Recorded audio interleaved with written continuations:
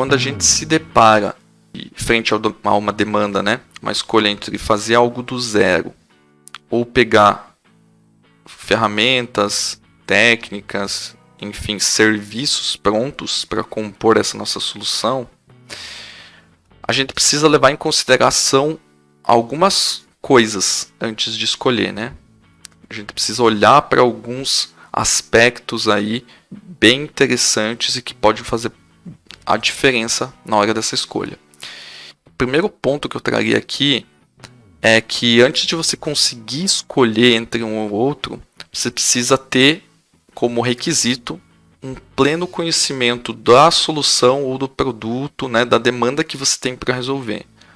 Não adianta de nada você receber uma demanda, estar alheio ao quais são os detalhes, os requisitos que tem que ser desenvolvidos e se falar, beleza, vou fazer em casa. Ou, beleza, aquela solução lá me resolve.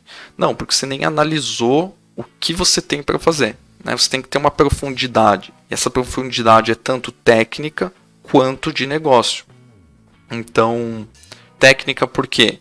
Será que você vai precisar de monitoramento, log nesse primeiro momento? Você vai precisar ter auditoria, você vai precisar aguentar quanto de carga, né? Então, esses serão os requisitos mais técnicos. Mas de negócio, quais funcionalidades você precisaria entregar nessa solução de primeiro momento, né? Então tem um conhecimento envolvido que você precisa ter, que isso é para tudo, na verdade, no desenvolvimento de software. Mas quando a gente fala de escolha, isso talvez seja até um pouco mais forte, né? Porque você vai escolher por qual caminho tomar, e uma escolha mal feita pode colocar em risco talvez um projeto ali, né? Ter que reescrever muita coisa, ter retrabalho. Então, você conhecer as coisas antes de fazer a escolha é muito importante. Outro ponto aqui é você saber o que está em análise, né? O que está em análise vamos dissecar aqui uma aplicação um pouquinho maior, por exemplo, né? Você já está no contexto de uma aplicação, por exemplo, e você está analisando partes dela para saber se você tem que desenvolver isso ou utilizar alguma ferramenta de mercado. Tá? É importante você saber qual parte você está falando do teu software, da sua solução, se é uma parte que diz respeito ao core do teu sistema, ao core do seu negócio em si, regra de negócio, inteligência de sistema, ou se é um detalhe de infraestrutura. Né? O que eu quero trazer aqui como infraestrutura? Qual o meio de persistência de dados, como que você vai manipular esses dados, vai utilizar o ORM, vai utilizar vai fazer na mão, log, outros exemplos que eu já dei aqui, né, health check, tem outras coisas, né, que dizem respeito à infraestrutura, de como você vai instrumentar, né, ferramentas ali que são periféricas até ao seu domínio, ao seu core, que é onde realmente está escrito ou vai ser escrito o seu sistema. Então, se é core, se é a inteligência do seu negócio, o seu diferencial competitivo, você vai ter um tipo de análise. Se são tarefas que são comuns nas aplicações, que a gente já vê em qualquer aplicação, né? Já comentei várias vezes aqui, sendo repetitivo, log, monitoramento, isso aqui a gente vê repetitivamente acontecer nas aplicações. Então, isso já é um indício. Será que eu preciso fazer algo meu para algo que todo mundo já teve que fazer numa aplicação? Todo mundo já teve que escrever um log numa aplicação. Todo mundo já teve que monitorar uma aplicação, né? Então, acende o sinal de alerta, né? Será que eu tenho que escrever isso? Ou eu posso usar algo, né? Uma biblioteca que já faz isso, ou eu vou escrever minha biblioteca? Será que tem necessidade?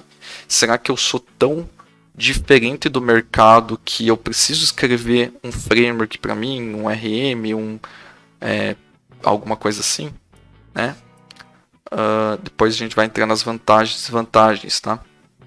Mas é interessante ter essa análise para que a gente entenda, né, se qual parte da aplicação pode se beneficiar de algo externo e qual parte a gente realmente tem que dedicar nosso tempo e fazer mesmo, né?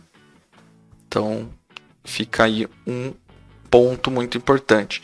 Geralmente, quando é o core, né, a gente tem que se dedicar, porque o core business da sua solução muito provavelmente vai ter os diferenciais, né? Ou deveria ter os diferenciais que o seu produto entrega para o cliente. Então, dificilmente você vai encontrar algo pronto ou algo que seja tão facilmente customizado a ponto de entregar esse diferencial para o cliente. Então, aqui, já dando um parecer, né, do que seria o ideal, é quando você tem o seu diferencial, o objetivo principal do teu sistema, core dele, muito provavelmente você vai ter que desenvolver grande parte dele, talvez você ainda consiga reaproveitar alguma coisa de algum serviço externo, alguma coisa assim, mas você vai ter que trabalhar muito de forma manual, fazer do zero, fazer em casa ele, do que pegar uma solução pronta e customizar, tá? E quando eu falo de core de negócio, é uma empresa que desenvolve um software de contabilidade, né? Ela faz o software de contabilidade. Então, qual que é o core business dela? Entregar as funcionalidades para um escritório de contabilidade, por exemplo, né? Que vou fazer os lançamentos de entrada, saída, fechamento de caixa, né? Fluxo, enfim, né? E dentro dessas funcionalidades ela vai ter os diferenciais dela, né? Toda a user experience dela, a forma como automatiza essas coisas dentro do software. Mas, aliado a isso, ela tem alguns desafios periféricos, né, de suporte a essa aplicação, que é log, né, que eu já comentei aqui, que ela precisa gerar PDF, ela precisa fazer diversas coisas que ele não vai escrever um conversor do sistema dele para gerar um PDF. Ele vai utilizar alguma coisa pronta, muito provavelmente, né? Então, são essas decisões, né, que diferenciam o core do sistema, o núcleo dele, de tarefas aliadas ao core, que são de infraestrutura, que dão suporte a esses diferenciais de negócio que a gente tem na aplicação.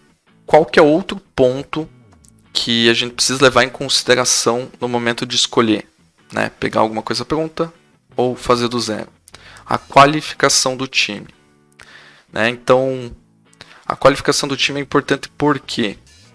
Por causa que, se você se dispõe a criar uma ferramenta, por exemplo, um RM, né, que vai fazer acesso a banco, vai fazer ser o meio de campo entre a sua aplicação e o banco de dados, será que você tem um time qualificado ao ponto de escrever uma ferramenta tão performática quanto as que tem no mercado para fazer essa tradução para SQL, por exemplo, né, para fazer o gerenciamento de memória eficiente, quando traz as queries, quando insere, exclui, atualiza, enfim, né? Essas pessoas, quanto elas manjam de determinada tecnologia para ter essa responsabilidade de escrever algo do zero assim? Às vezes não é nem só decisão em, beleza, eu quero fazer algo meu porque eu quero customizar do jeito que eu quero, né? E muitas vezes você acaba sendo um tiro no pé, porque você vai ter a customização, só que todo o core todas as tarefas genéricas daquele URM, por exemplo, vão ser lentas, não vai ter performance, vai perder muito para outras ferramentas de mercado. Então, às vezes, quero alguma coisa customizada. Por que você não pega algo pronto, alguma ferramenta, até open source, alguma coisa assim, ou algo que você consiga estender, né? Instala aquele pacote, cria um método de extensão para aquilo, né? Atua só na customização, só naquele detalhe, né? Se ele realmente não existir, não parta de bate-pronto a querer refazer tudo, porque isso aqui é uma M, isso aqui não funciona e tal, vou fazer do meu jeito que eu faço melhor, né? É ser um pouco otimista demais, achar que você vai fazer o melhor ORM ou você vai fazer o melhor sistema de autenticação muitas vezes a gente vê aí, né, nas aplicações, o pessoal refazendo muitas vezes esses sistemas de autenticação. Então, por exemplo, você tem lá diversos serviços, diversos pacotes que fazem isso já. Já passaram por muitos problemas, tem muita trajetória aí para eles terem uma confiabilidade, né? E ainda mais se forem open source, se forem de mercado, aí o pessoal toda hora testando. E aí você vai lá ingenuamente, né? Achando que vai fazer a melhor criptografia do sistema de autenticação, né? E a gente sabe que o buraco mais embaixo, né? Não é tão simples assim. A menos que você seja um especialista, dedicou muito tempo da sua vida estudando esse tipo de coisa. Caso contrário, se é só um side job para você fazer mais uma ferramenta para a empresa ali de autenticação, provavelmente não é a melhor opção, tá? Outro detalhe que a gente precisa levar em consideração ao escolher, né?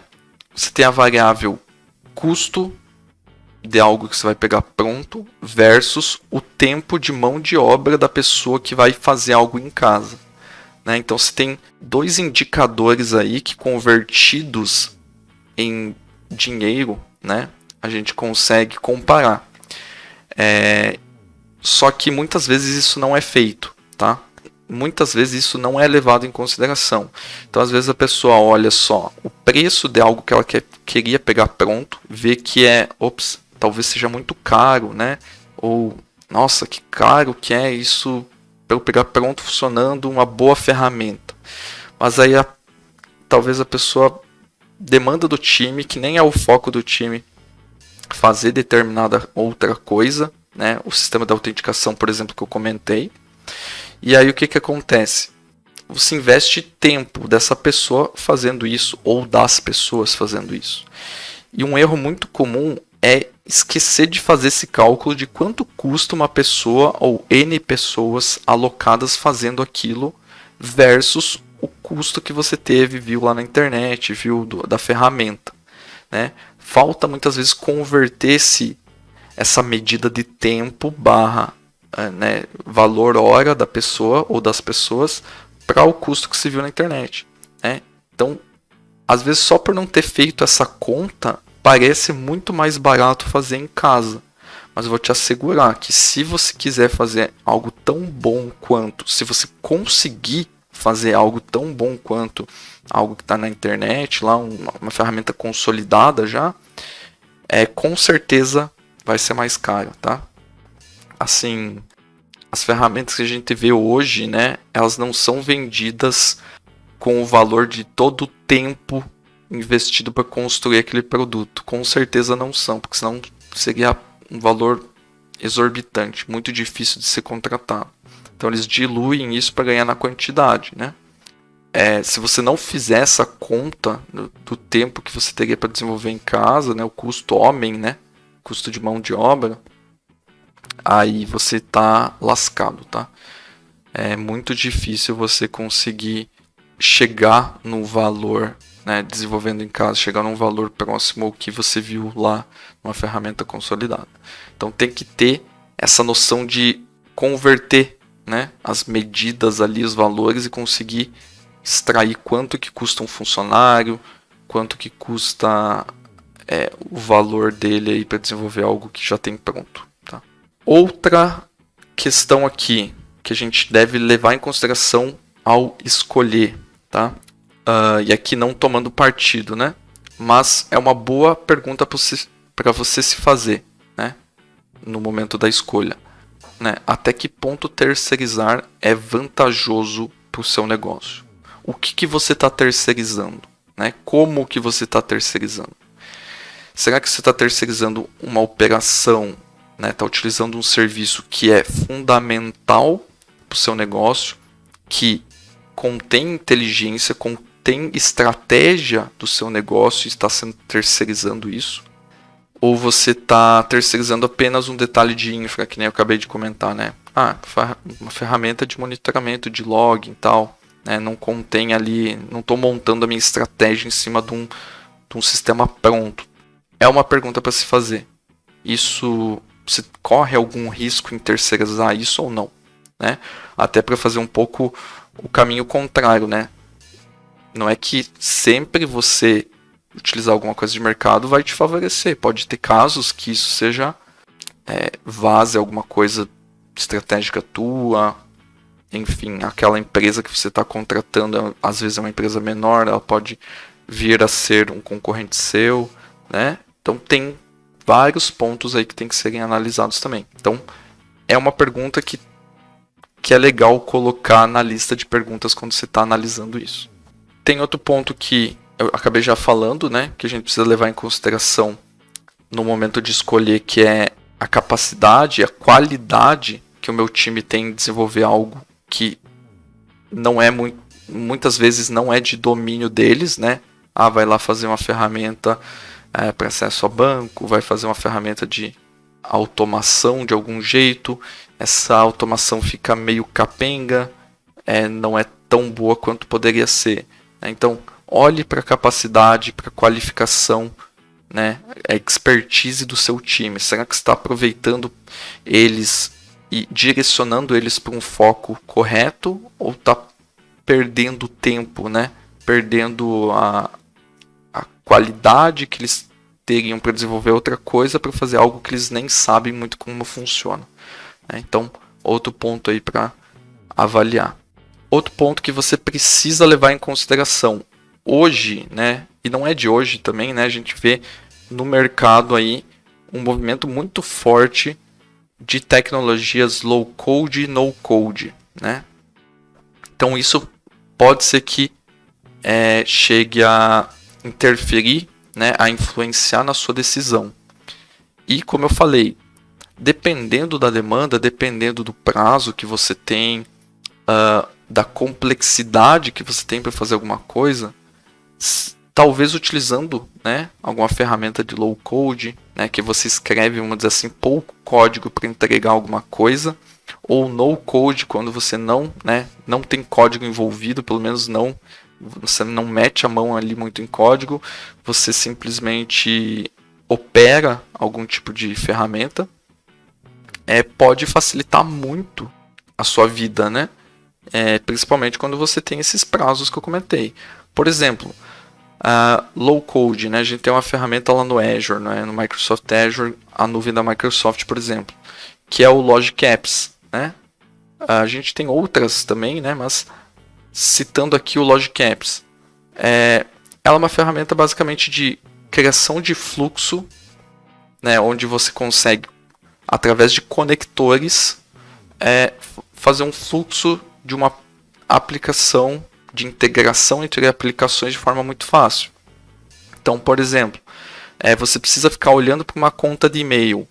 A partir dessa conta de e-mail, você vai capturar esse e-mail, vai jogar em algum tipo de storage, um Dropbox, um OneDrive, enfim, Google Drive. Aí você precisa pegar os dados desse e-mail que chegou, você precisa passar por uma outra aplicação, uma API externa ou uma API sua que já existe na sua aplicação, na sua empresa, e precisa fazer toda essa automação aí. O Logic Apps te ajuda, e por um valor justo, né? Imagine se você tivesse que pegar lá, abre o seu Visual Studio, abre sua IDE, escreve um cara que fica lendo um e-mail do Gmail, sei lá qual que seja, vai ter que se preocupar com os protocolos para falar a língua daquele provedor de e-mail lá, SMTP, enfim, né? Fica lendo aquilo, aí você vem a mensagem, você tem que converter ela, extrair os dados de assunto, corpo de e-mail, aí você precisa escrever também a forma de como jogar no storage que você quer jogar, e aí fazer uma HTTP request para a sua API, por exemplo. O mesmo exemplo que eu dei ali de fluxo. Percebe que você utilizar uma ferramenta aí low code nesse caso, mas não deixa de ser uma ferramenta que eu comentei até agora na live, né? Uma ferramenta de mercado pronta, que faz alguma coisa que muitas outras aplicações já tiveram que fazer na vida, né? Integração entre sistemas, criar um fluxo, né? de passagem de informações entre aplicações. Então, você utilizando algo pronto, você agilize muito isso, né? Automatiza e de forma rápida. Então, low code, no code é um bom caminho para você olhar para ferramentas aí que podem acelerar o seu desenvolvimento e muitas vezes, né, favorecer esse time to market aí, que você tem algum prazo para sair uma funcionalidade, para fazer uma parte do sistema que talvez demorasse muito. Você utiliza um cara desse, você agiliza muito o desenvolvimento. Não estou querendo falar que você tem que usar low code para tudo, no code para tudo. Oh, meu Deus, minha aplicação inteira tem que ser assim. Não. De forma racional você decide, né? Você vê qual parte que já tem aí implementada numa ferramenta de mercado e você conecta com uma parte que talvez você escreveu. E nisso você já ganhou velocidade, já conseguiu alcançar o prazo que você tinha para entregar, por exemplo, né?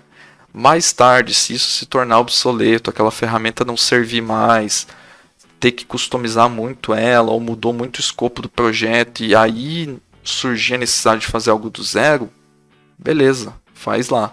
Mas o importante é que naquele momento você conseguiu tomar uma decisão lógica e fez a escolha correta, né? Beleza? Então, low code, no code, muito importante deixar aí no radar para ficar ligado aí, né? Um dos pontos que você precisa levar em consideração no momento de escolher também. Outro ponto aqui que a gente precisa levar em consideração no momento de escolher, até já comentei, né? Mas até que ponto você está entregando ouro para um possível concorrente que hoje é seu fornecedor, né? Isso pode acontecer principalmente quando você faz acordos aí com empresas menores, alguma coisa assim, ou às vezes você tem um fornecedor que presta um serviço de uma parte do seu sistema, uma parte que muitas vezes pode ser uma das partes fundamentais, o core do seu negócio. E aí você vê muitas vezes, né, se você cresce muito ou se você tem um destaque, aquele fornecedor pode olhar e pensar, opa, se ele está fazendo assim, ele usa a minha ferramenta como grande parte do fluxo dele, por que eu não posso fazer igual? Né? Então acaba tendo um conflito aí.